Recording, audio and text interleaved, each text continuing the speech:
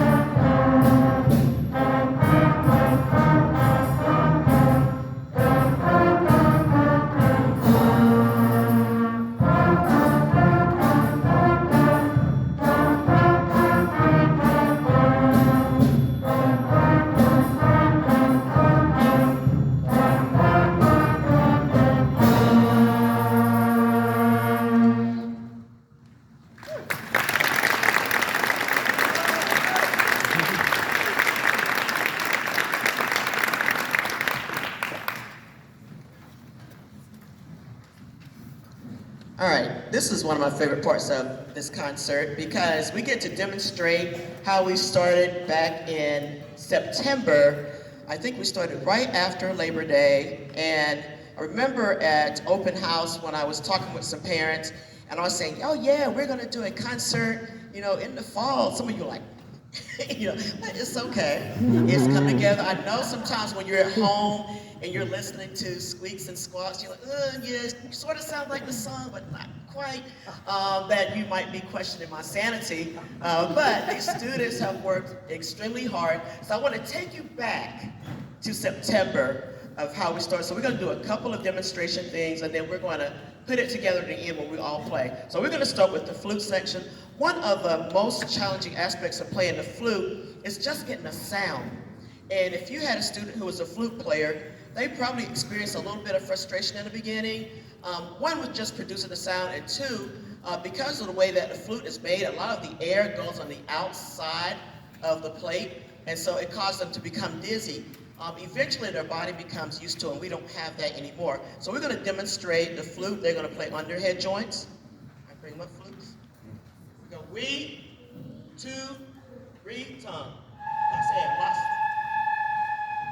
All right, gently twist it up to the head, to your body.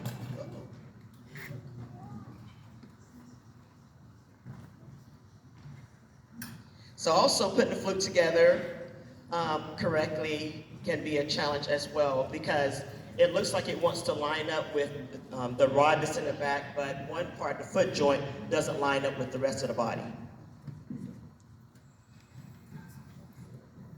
1 and 2 and break and breathe.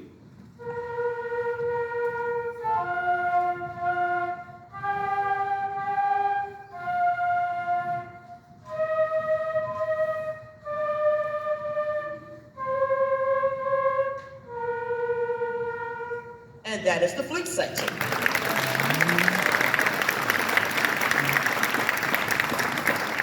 Next we're going to go to the clarinet section. So I'll say the same thing about altos when I get to them, but anytime you play a reed instrument, part of the challenge is, where do I put this reed at? Is it too high or is it too low? So we spent a few weeks practicing that, and honestly, as a reed player myself, there'll still be some adjustment as long as they play a reed instrument. And so here's the clarinet section. We're going to do some mouthpiece work. All right, look for your bottom teeth, top teeth on top. Say we, 2, lots of air, breathe, go. That is a wonderful sound in September. Put that on your instrument.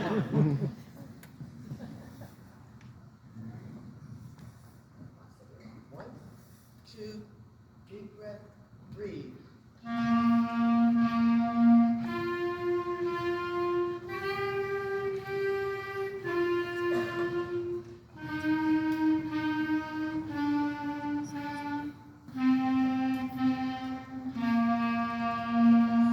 That is the clarinet section.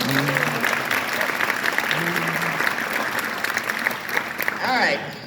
This next instrument, everybody is going to know exactly what it is. The saxophone section. It's a very, very popular instrument. And these students, one of the things they had to work on as saxophonists, and just like clarinets, putting a reed on, but for saxophones is just making sure that you can hear everything else that's going on in the class, because of the very nature of the instrument. It can play pretty loudly, which makes it a great instrument for a jazz concert band. We have to be very careful to make sure that we're balancing within the group. And we're going to show you the alto saxophone section. Altos, put your mouthpiece in your mouth. Pull your bottom teeth. Say O. Breathe, tongue. Go. Fast air. Okay. Gently put it into the body of your instrument.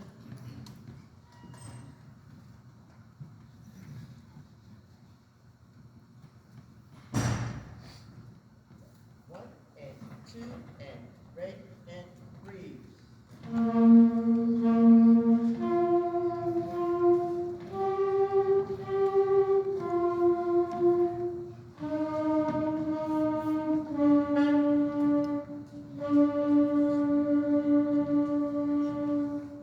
And that is the alto saxophone section.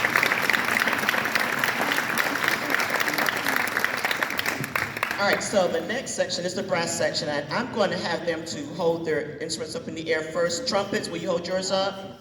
Okay. Trumpets, then we have baritones, will you hold yours up, please? Then we have trombones. T-bone? And my absolute favorite, and everybody here knows it, the tuba. You stand up for tuba. Yeah. Bring it up. All right, so we're going to do some buzzing, and if you had a student as a brass player, pretty sure you heard a lot of it. You actually should still be hearing this. It never goes away. So we're going to buzz without our mouthpiece, okay? Without. All right, here we go. O, buzz. All right, with your mouthpiece.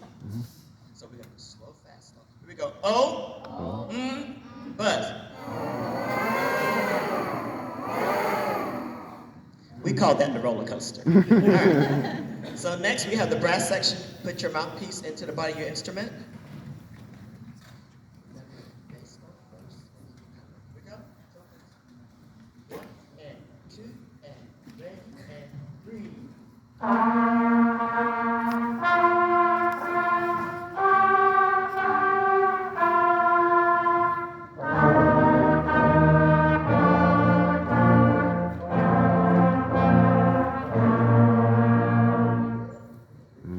That is the brass section.